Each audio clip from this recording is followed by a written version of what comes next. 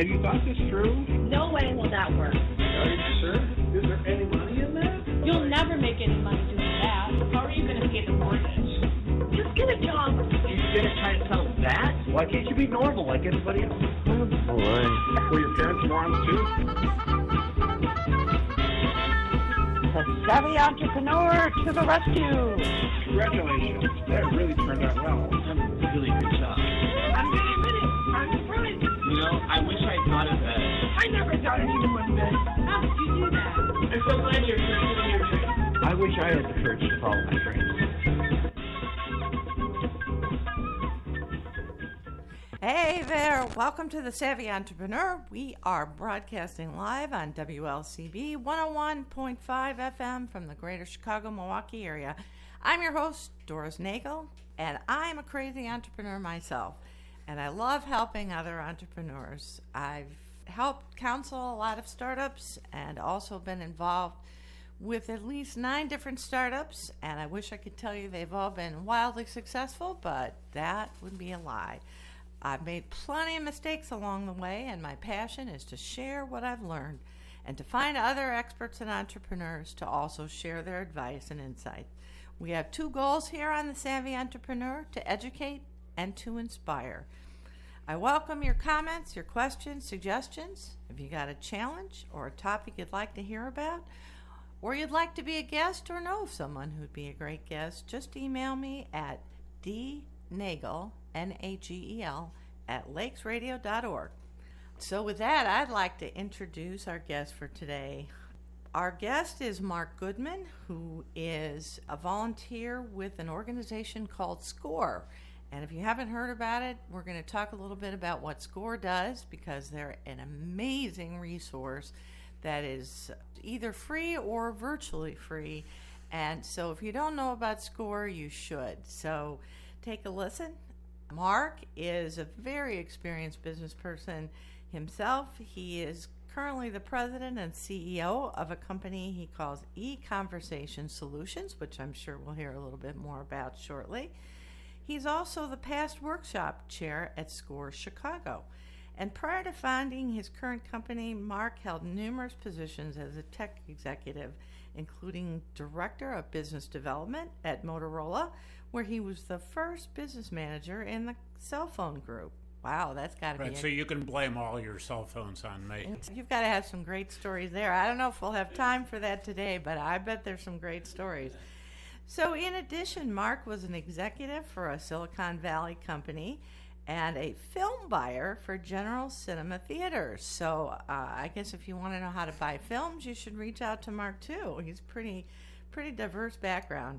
He has an MBA from Boston University and a MA, which is an interesting background, in radio, TV, film from Northwestern University.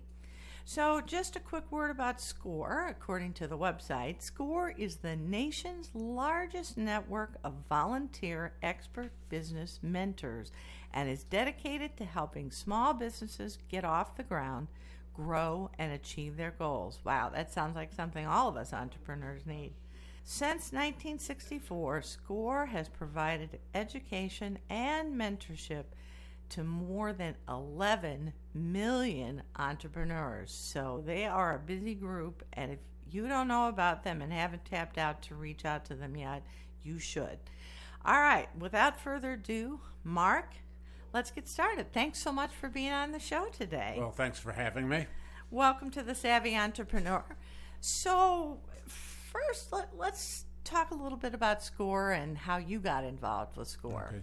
So thank you for your summary of SCORE. If people are interested in SCORE, anywhere in the country, they should go to www.score.org, and you can go ahead and put in your zip code and find your closest local resources relative to that. A little bit of an expansion on SCORE, Doris. In 2018, on a national basis, SCORE estimated that they helped start over 32,000 businesses. Wow. And that they created over 135,000 jobs. Yeah. And we'll get into a little more detail on that. How did I get involved with SCORE? As you noted, I worked many years for Motorola. Right. And which is a huge company. That's not a startup company by any stretch of the imagination. Well, it was kind of interesting. I got involved since I was doing business with development with Motorola, a lot of the new businesses, and it was intriguing at Motorola is, you would start a business and you would grow it. And, since you were somebody who knew how to start businesses, they would move you off and have you grow another business. So, like I said, I was the original business manager with cell phones. I did a number of other new businesses. I was actually part of the Nextel account team. And as we know, Nextel was one of the most fascinating business-to-business, kind of the only business-to-business cell phone network. When I left Motorola, I actually went to work for a Silicon Valley company. Yeah, which probably was more like a startup. Yeah, well, there were about, 50 to 100 people in this company. And, I was in charge of sales, everything east of the Mississippi River. Wow. So after being on the road for 100 nights, I just decided I wanted to do something else. And my wife and I considered doing the Peace Corps.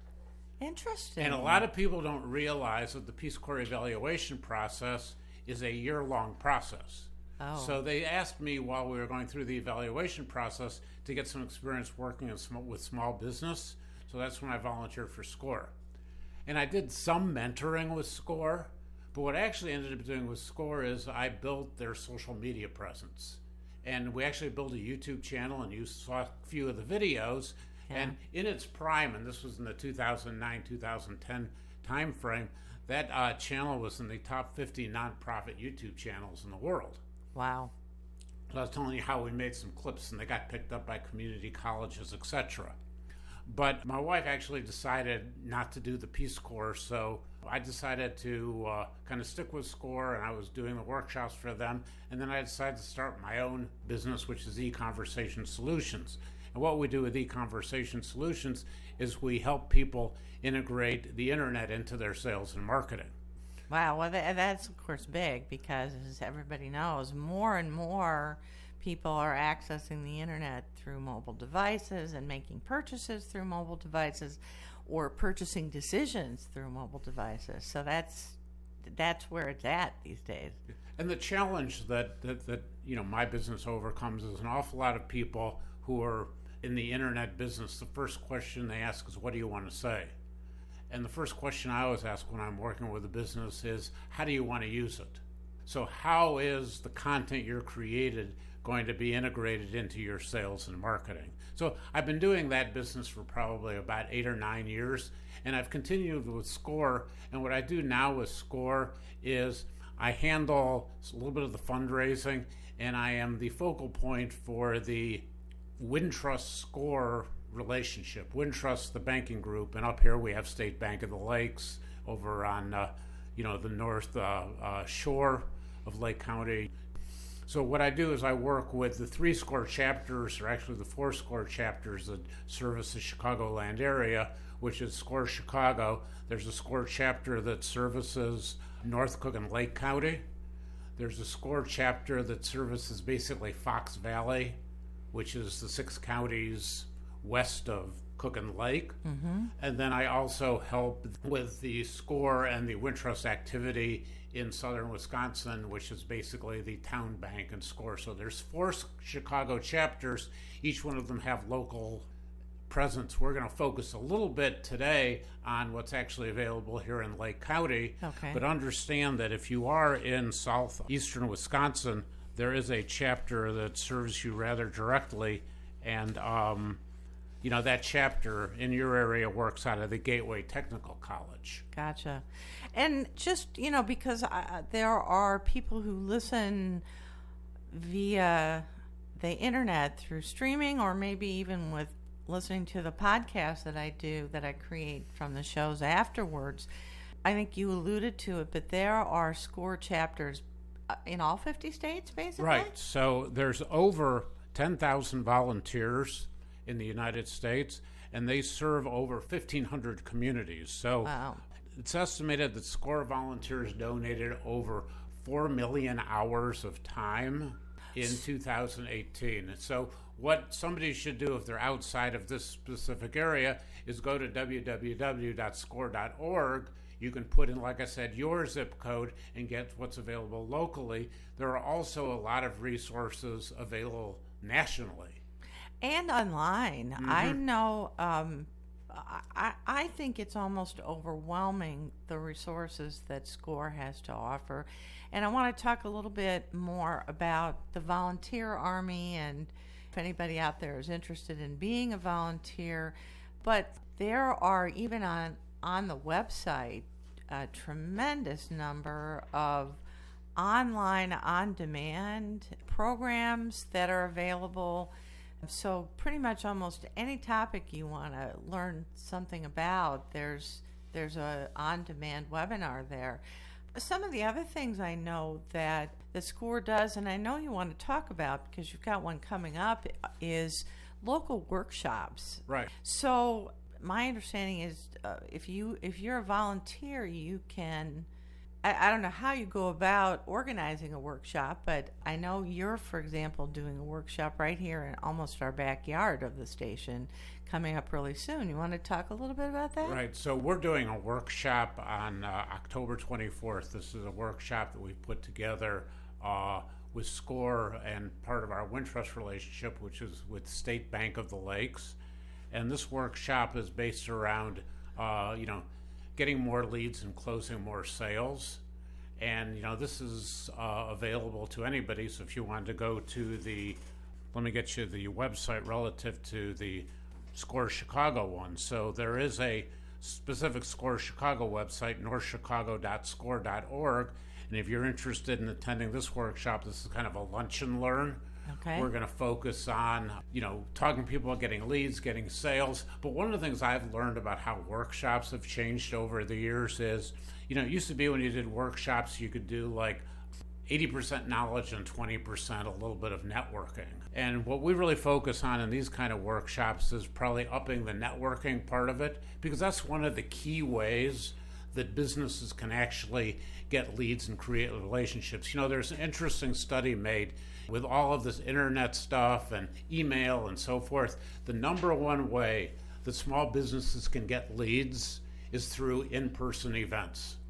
You echo something that I was actually having a conversation with some colleagues, and they were in absolute agreement with the same thing with you. In fact, the conversation kind of got around to social media, and how everybody feels like they have to invest all this time in social media and post on LinkedIn and tweet all the time.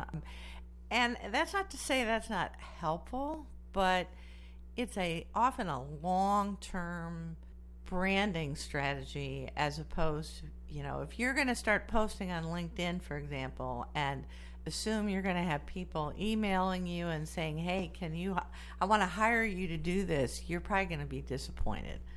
So a challenge that every small business has is getting customers and closing sales. Right, absolutely. And, when we look at here is we're creating an event, and this is an in-person event. And if you think about it, I actually believe in-person events are the best venue for a small business to get a lead. Interesting. The really cool thing is when you're in an in-person event, you get a lead, you get a card, you have a relationship. Yeah.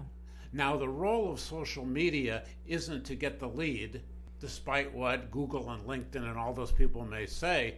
I believe for a small business, the job of social media is to bring somebody down the sales funnel. So use your email marketing. So you have a card, you have an email. Right. Okay. You do a directed email to that person. Right. Okay. In that email, you make it clear this is what your social media is. You want to then engage them with, if you want to use LinkedIn or Facebook or Twitter. Right.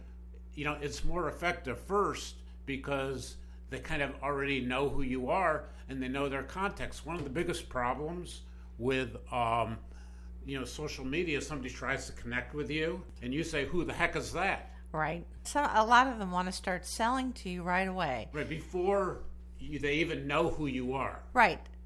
So the key thing here is we created an in-person event. People come there as a small business people. We did one in the spring where we had the people from the hardware store. Okay. Hardware stores on one level are very local. On the other level, a hardware store is very competitive against a home center. But think about, and what we suggested the hardware store is, how can you create a personal relationship with that person? Now, if that person never knows who you are and you try to connect with them with social media, it becomes problematic. Well, and I think the other thing that's happened with social media, and I'm sure you've seen this too, it becomes quite frustrating because there is so much noise. So it used to be cool and unusual that you could invite somebody to your webinar or download an ebook, and now there's so much stuff out there, so many blogs, so much stuff that I can attest to it on my own website, on my globalocityservices.com consulting website. There's a lot of what they call clickbait, right? There are infographics, and there are webinars on demand and ebooks, and people do download it. But even when you reach out to those people who have downloaded it or have clicked on it and say, what brought you here, interested in knowing your problems, almost none of them ever respond. And I think it's because there's just so much noise out there. People just don't want to deal with it. They don't want to be approached unless it's an immediate need. Really, one of the best ways, I think these days, to break through some of that noise is to go back to the basics, to go back to in-person, get away from the keyboard and actually press the flesh and meet people. So if you think about in-person, that's why I love this series of workshops. And let me give you an idea here. I have a list of just some of the other workshops that are available locally here. For instance, these SCORE people are doing a program in Barrington that talks about franchising. I have a program, for instance, in Glenview that talks about federal income taxes for your business. And let me kind of give you a testimonial that came from, this is one that actually took place in our chapter in Lake County. And this is from somebody who actually ran a reupholstering business. Everybody needs that occasionally. Right. So this person said, I initially signed up for a SCORE mentor with one goal in mind, to learn to understand how the Illinois ST-1 a sales tax form worked and fill it out appropriately. He says, I really had no idea what I was in for. I became comfortable with the form with the help of another mentor, but between the first meeting and successive meetings, the mentor put me in touch with another person who's an accountant, and within days freed his mind to look at the larger picture. So I think this is the challenge we always have relative to SCORE is typically people come to SCORE to solve a specific problem that they have. And one of the things is you've looked at the resources with SCORE is there's really the capability to solve a lot of the problems. But the other thing that we really suggest when it comes to working with SCORE is create a regular relationship with that person. Create a regular relationship with your SCORE mentor. Because one of the things a SCORE mentor does, which is very effective, which may be a little bit counterintuitive, if you're meeting with them every month, at the beginning of each session, often a SCORE mentor will say, how are you doing? It's accountability piece, which is, I don't know about you guys out there, but I certainly have that problem. When you're not in a big organization with a bunch of people around you that are having meetings regularly and this machine that's in place, it's really easy to let things slip, especially things that you maybe aren't so good at, because none of us entrepreneurs are good at everything, right? You might be phenomenal at marketing, but maybe you're terrible at finance or at sales. And so it's really easy to put off those things that you're not so good at. Well, I'll give you another example of a success story. I got a call from one of the Wintrust bankers that I work with, and he was saying, well, this guy came in with a loan, but I really couldn't understand his books. He says, do you have somebody at SCORE who can help him out? So we found a resource for the person at SCORE, and it was one of our SCORE people who was more or less a retired accountant. Mm-hmm. And he came in and said that the stonecutter was a master craftsman, and his wife, quote, kept the books. Her idea of keeping the books was putting the receipts in a shoebox. Nice. after kind of straightening out the books minimally, the score mentor actually worked with the client to go out and hire a part-time bookkeeper. Right. And so somebody else benefited from that connection. That was a benefit, a win-win for the person who was doing the books for him, and obviously the bank was much happier too. So talk a little bit about the SCORE Volunteer Network. Who are these people? I mean, what's the process? Are these just people who just stumble in and say, I think it would be fun to help a business, or? A little bit. SCORE many years ago was known as the Service Corps of Retired Executives. And is that? What they did, that's what SCORE. That's what not SCORE what it stands for anymore. Okay. Not what it stands for anymore. So about 5 or 6 years ago, SCORE kind of rebranded it because they discovered two things. The first thing is that people kind of work to a peak, and then they used to retire. You know, I met a guy once when I was out playing golf, and he was the starter, and he was actually having problems as a golf starter. And he looked at me, and it was a Tuesday morning. He says, well, you have to have some patience with me because I've only had this job since Monday. You know, last Friday I was a senior executive at Continental Bank.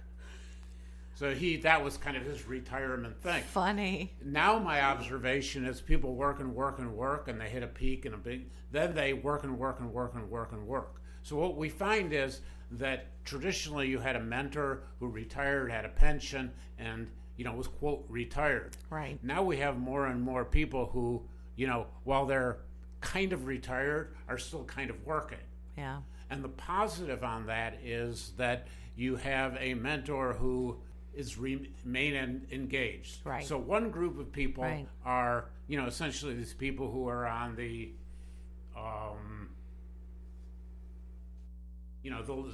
the downside of, one can argue, the curve. This looks better visually.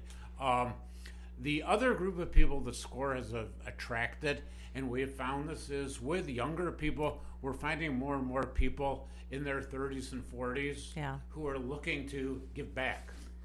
Well, and also that's a good thing because the skills that people need, that entrepreneurs need, I mean, you alluded to the internet, for example.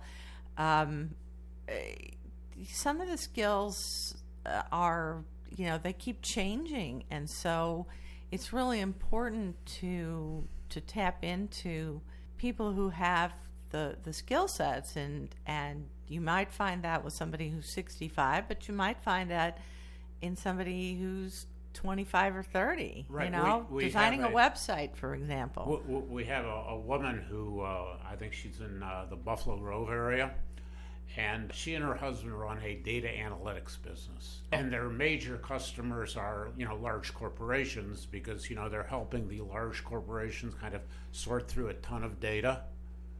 But she, in addition to helping her husband in running this business, has two passions. One passion is, getting her kids through soccer. And the other passion from her perspective is giving back and working with small business. So this is somebody who, traditionally hasn't been a SCORE mentor, but in this whole new world of SCORE is a very effective mentor. Right. And if I'm a small business person and I have a challenge, I may think I know what my problem is, but as you alluded to, what I think my problem is may not be the full scope of what my problem is. But anyway, I think I have a challenge, something I need some help with. How do I go about finding, in this whole army of 10,000 SCORE volunteers, how do I go about finding the right person? Well, I think the thing to do is, one, you can certainly attend a workshop. If you go to the website and find a workshop locally to you, because the advantage of attending a workshop is, one, you get a certain sense of SCORE in the SCORE environment. Two, typically at a workshop, there is a representative from SCORE who you can make a connection with. And that person from SCORE is more than happy to work with you. And, one of the challenges I think we always have is people think I have a problem and think I need somebody specific to do this or somebody specific to do that. Right. And I find the most important thing is to get started and to talk to somebody. Because the two challenges that a business person has is, first, probably a very specific one, relative to, I have this problem, like we were talking about, how do I fill out this form? But the other thing that the other problem almost every company has is the need for a mentor. So, the idea of getting a mentor and just having somebody to talk to. And when you talk to the SCORE mentor, most SCORE mentors can help companies on some basic issues as far as talking through, what problem do you solve? How do you solve it? And what makes you different? And then typically a SCORE mentor, if you do need a specific expertise, will look at the network locally and find somebody. Now, if you're in a smaller area, if you're in a rural area, you can't just go to the score.org website. You can put in your zip code and put in, they have a miles, like 50 miles or 25 miles. I actually think that's how I got a meeting with the SCORE advisors. I just went on the website one day, I stumbled on it, and I thought, I'm really having some challenges with X, and I'm just going to fill in the little form. And lo and behold, a meeting was set up with, I think, 3 different advisors. I was lucky enough to get a panel of 3 advisors. So, well, yeah. So, a lot of times what you'll get a situation is you'll get somebody who you connect with and you work with, and then they'll bring in a resource. And a lot of the mentors actually like to team mentor. Yeah. Where they'll have somebody else. Well, it's probably fun for the mentors too, because there's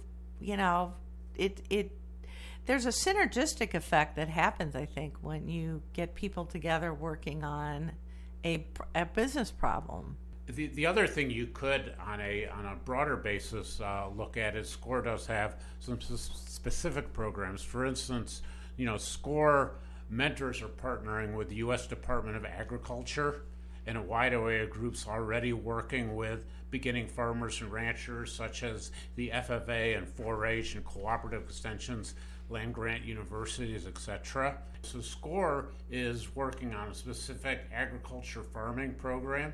Right. A lot of people don't think of farmers as entrepreneurs, but really they are. Well, they're small business people, just like, your plumber and your local accountant and, other small business people. Well, I think the other thing that a lot of farmers are running into is the generational transfer issue. The generational transfer issue is a really significant issue, both in the farming community and in a lot of the, craft service businesses. Wow. And that's a topic that I really want to dive into, because I think that's a really interesting one. So hold that thought for just a second, though. We need to take a quick break for our station identification and a word from a few of our sponsors. So hang on just a minute. We'll be right back with Mark Goodman from SCORE on The Savvy Entrepreneur. This is Doris Nagel with The Savvy Entrepreneur, and we are back with our guest, Mark Goodman, today talking about SCORE and some of the challenges that small businesses face. Because Mark has been in and around small businesses for a long time and has a wealth of insights and experience. Before the station break, we were talking with Mark about an issue that I think that probably doesn't get talked about enough, which is succession issues, transferring businesses to the next generation. And we were talking about it specifically with respect to farmers and agricultural, but it's really an issue that cuts across a lot of businesses. When I mention it to small business people, a lot of them are like, well, I'm just worried about paying my mortgage. Why should I worry about transition or succession? And I don't know, Mark, I think that's maybe short-sighted, but that's just me. Well, talk about that a little bit. Well, one of the biggest challenges is that small business people tend not to really think about what is their business worth. They're in the business, right, rather than working on the business, as they say. In most families, some of the children are involved in the business, some of them aren't. So, one of the first questions that anybody would come to SCORE, and SCORE could then help provide some other resources, is, what is this business worth? Because one, if you want to transition the business to one person, what is your obligation to your other children? Right. If nobody in your family wants to take over the business, then what is the plan to move the business on? Right. Because all of us would, from a mentor point of view, all of us from a small business point of view, would like to be successful. Right. And I think one of the things I'd like to suggest is that if your business is doing well, and especially now as we've come out of the recession, more businesses are doing well, this is the time to engage. It's a lot easier to engage with the bank. It's a lot easier to grow your business when business is doing well. The other thing is that, if you're not facing an emergency, maybe you can take an afternoon off and spend some time talking about growing your business, talking about succession. So when it comes to succession, the first question that a business should understand is, what is my business worth?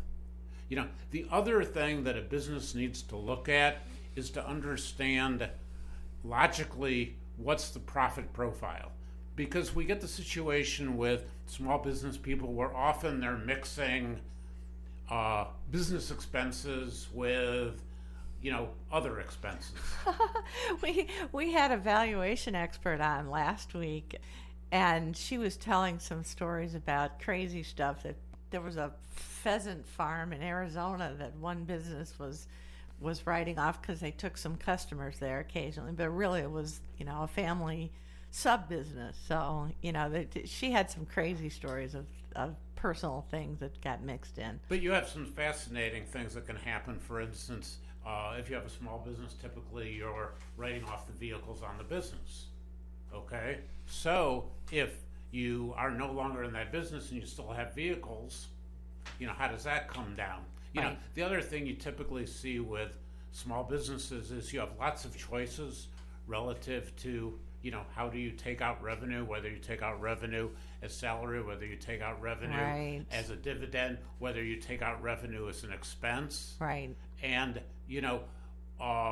when you go to succession, you have to really think about, and visualize your business, not how you're running it now, but visualizing the business as to how is this business going to be run if it's run by somebody else. Yeah, one of the examples that the speaker last week gave was that a lot of small business owners underpay themselves.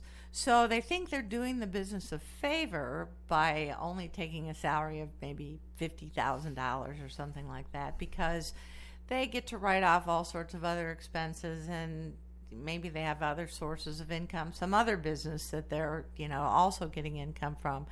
But the reality is that if you want to pass that business on or sell it or go IPO, whatever it is, you have to look at it and model it from a financial standpoint as though someone else is going to come in at some point, and what are you going to have to pay that person who's not associated with the business, who isn't getting, all these other kinds of warm fuzzies from the business. What are you going to have to pay that person? And if you have to pay that person $125,000, that's $75,000 that you have to figure out, where you're going to get it from, and it may affect the profitability of the business. Right. So if you had a business and you were paying yourself, say, $50,000, and you were paying your daughter, who is also in the business, $50,000. Right. But, she was in the business because of the idea that she knew you were going to retire and she was going to get the business. When you transition that business to your daughter, first, how much money does she really need? The second question is, if you're no longer day-to-day in that business, do you want nothing? Do you still want $20,000? Do you want $30,000? What is your responsibility? And then you're at Doris from the perspective, if you sold the business to somebody else, and you especially sold that business to a non-family operator, the question would be, those expenses and that compensation that Right. you have, how would that be different? So what would the P&L look like as an independent business as opposed to what does the P&L look like, as being a family business? And I think this is great discussion to have, and one of the things that we as SCORE volunteers and SCORE volunteers love to do, which is a little bit counterintuitive, is SCORE volunteers love to work with successful businesses. And I think if there's one thing I would suggest to almost anybody right now, if your business is doing well, this is the time to engage somebody and to talk about, what the next steps are. Right. Or even how to position your business for the inevitable downturn that will come, or how to continue. I mean, in today's world, the challenges, the business that's doing great today may be blown out of the water and become almost irrelevant. I mean, I think we can all name businesses that were once household names that really are no longer very relevant because of the way the market has changed. So keeping ahead of the trends and seeing what competitors are doing, and even competitors that may come from unusual places. So obviously everybody knows about Lyft and Uber. I mean, the taxi companies were probably never even thinking about a Lyft or an Uber as potential competition, but there they are. Well, I think one of the interesting dialogues, going back to the people who attended our workshop here in Round Lake Beach in the spring, was, we had one of the hardware store companies. Think about how that hardware store in downtown has had to change, right? Where they're going and talking about the problem they solve. The other thing that, I talked to the hardware store about is, how do you create and reinforce personalization? Because that's one of the real dynamics relative to maintaining that relationship, is if you get that lead and you get that lead through a personal event and you're reaching out to people, one of the things typically that social media consultants suggest is, we'll send this out to everybody. But when you think about it, if you have somebody's name and you know what they're doing, what can you do to actually personalize things? And I would suggest to you, Doris, that a small business person would be better off sending out 25 personal emails than 1,000 to whom it may concern emails. Yeah, I think that jives with certainly my experience too. I mean, it's very difficult unless you're a unicorn or have something unique like edible birthday candles or something that's new and different. You don't want to end up competing on price for the most part, because that's a really difficult battle to win these days. But if you can offer a service component, a value component, that obviously changes the game, because then you're not just competing on price, you're competing on the value that you're able to deliver to a customer. Well, let me make it even easier than that, okay? There was a study made as far as what are the reasons why people buy, and out of 5 items, price was the last one. The That's interesting. The 2 highest reasons, and this is especially true with small business people, where people buy, is 1, they like you, and 2, they trust you. So what I suggest to people when you create content as that follow-up is that, what you want to do is create content early in your dialogue with a prospect on like and trust. Well, that may be difficult to do. How do you do that? Well, I think that when you look at this is, what they talk about. Well, what if I'm just not very likable? People think I'm kind of a pain in the butt. I mean...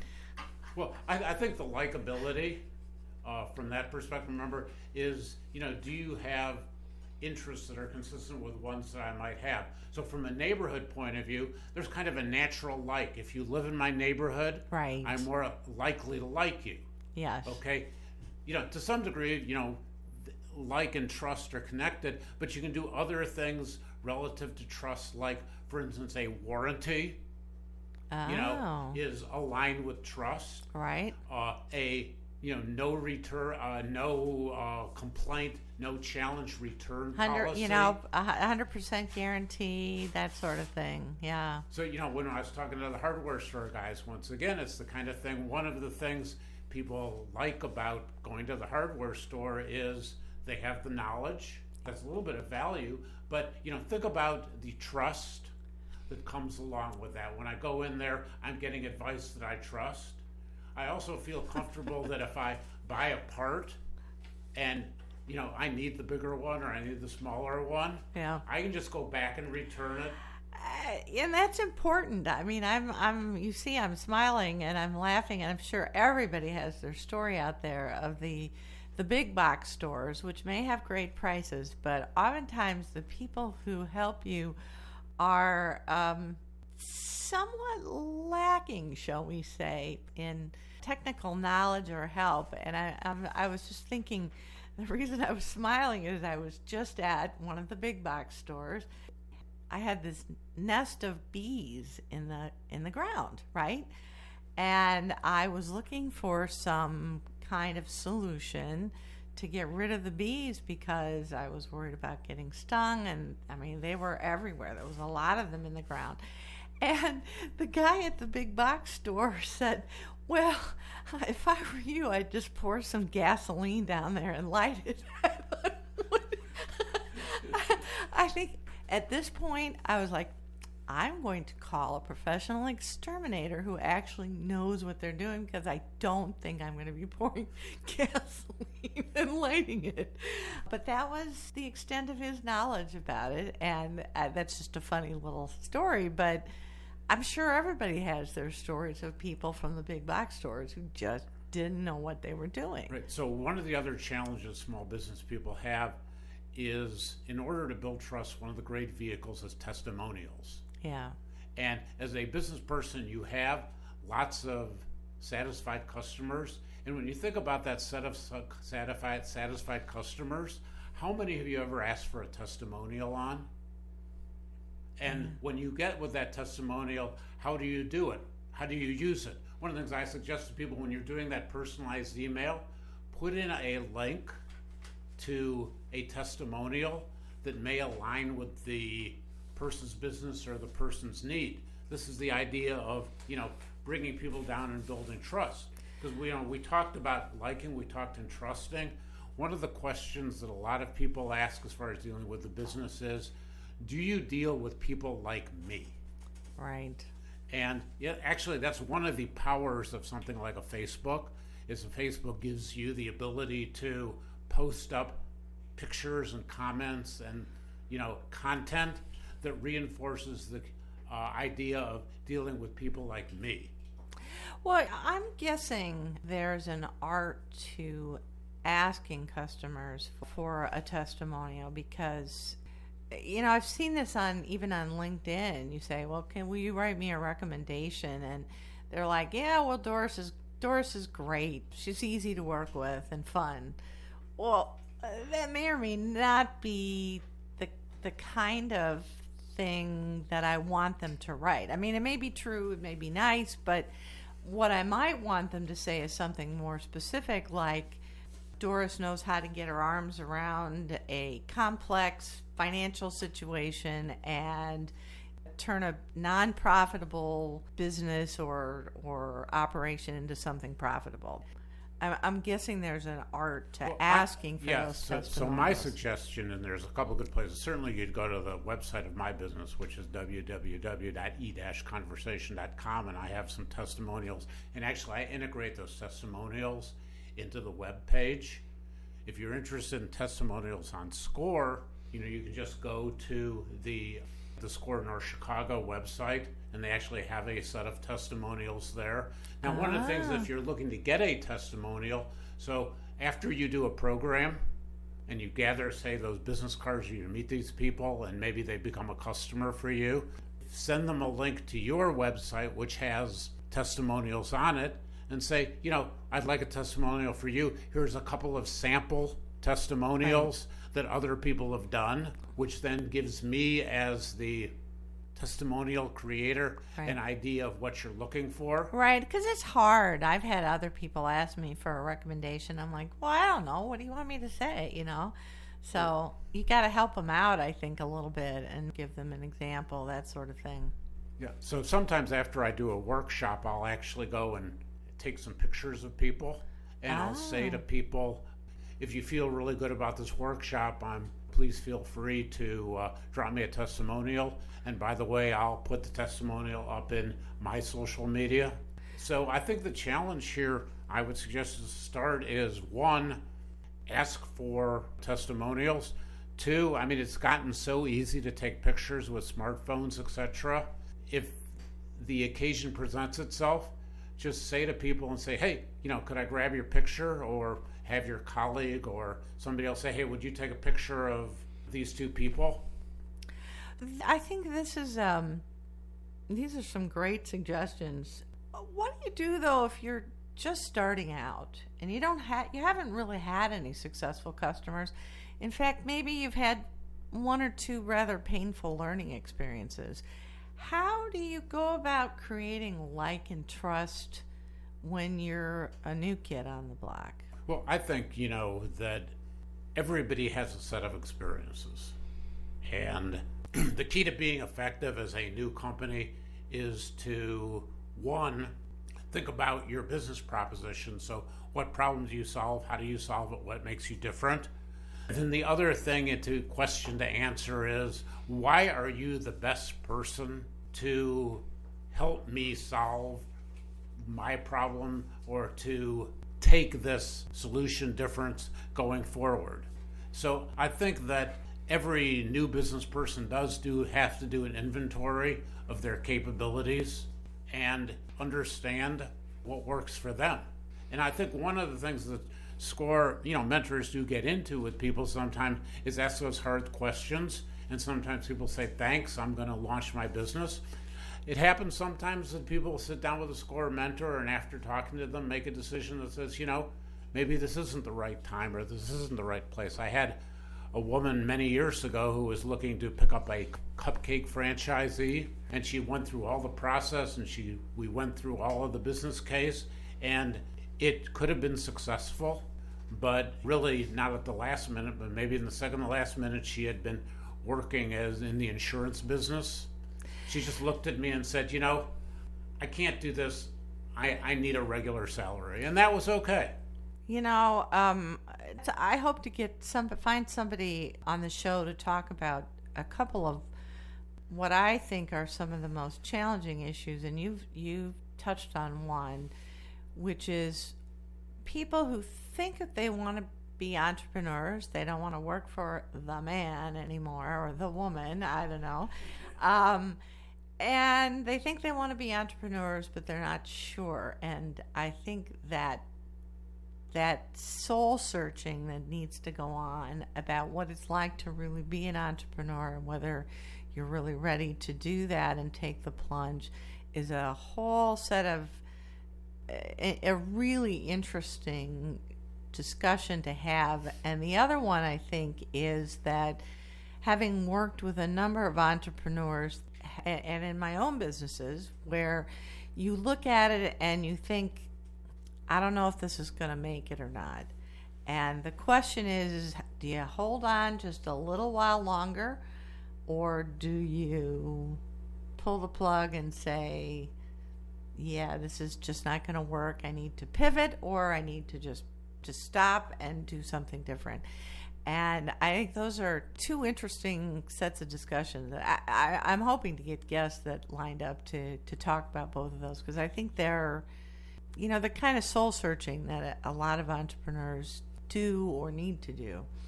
I was talking to somebody who had an English language learning idea that he thought was really innovative, and he was Chinese. So I said, well, why don't you align with some of the Chinese groups in the Chicago area, kind of on the trust and like kind of thing. Mm-hmm. But, I also said to him is that you need to be honest with yourself as far as getting money. And the question you have is this, a full-time vocation, even though it's your passion, or for a period of time, does it become a part-time thing? Because understand, it's going to take more time, it's going to cost more, it's going to be more involved than you would anticipate.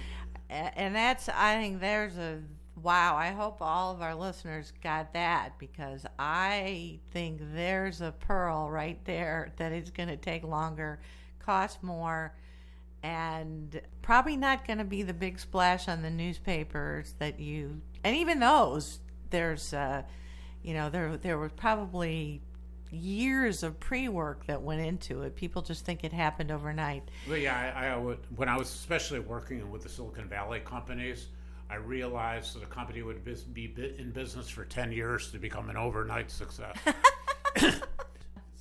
We are just about out of time. All right, so Doris, I do want to comment that a couple of minutes. If people are looking for SCORE, that you can go to the website, either www.score.org, which is a national website, or you can go to the one that's in North Chicago, which is northchicago.score.org. A couple of other things on a local basis to this area. SCORE does mentor on Wednesday mornings in Antioch in the State Bank of the Lakes. Fantastic. Okay, let's see, in Lake Zurich, they also mentor at the Lake Zurich Chamber of Commerce on Wednesday mornings. Libertyville at the Libertyville Bank and Trust, which is the third Wednesday of every month. North Chicago, SCORE mentors at the North Chicago City Hall branch the first and third Mondays. So this just kind of gives you an idea that you can go to the websites. The other thing, you could just kind of show up. Absolutely. So one last plug for your workshop, which is on the 24th, right? Right. We're doing a program on October 24th. This is Get More Leads, Close More Sales. It's in Round Lake Beach. I actually think it's at the community center. Okay. And it's a lunch and learn, so there'll be a free lunch. The lunch is provided by State Bank of the Lakes. And if you want to register for that workshop, which we would certainly encourage you to do, you should go to the SCORE North Cook and Lake County chapter website, which is northchicago.score.org. Also, I've left you some brochures, so if anybody's interested in SCORE and they want to contact the radio station, hopefully you can get that brochure over to them. Well, Mark, that's our show for today. Thanks so much for being on The Savvy Entrepreneur. You can find more helpful information at the lakesradio.org website or reach out to us there. Be sure to join us next Saturday when our guest will be Manu Edakara. He's the director of something called iVentures. It's a program at the University of Illinois to support and nurture student entrepreneurs, and they have some great stories to share with us. You don't want to miss that.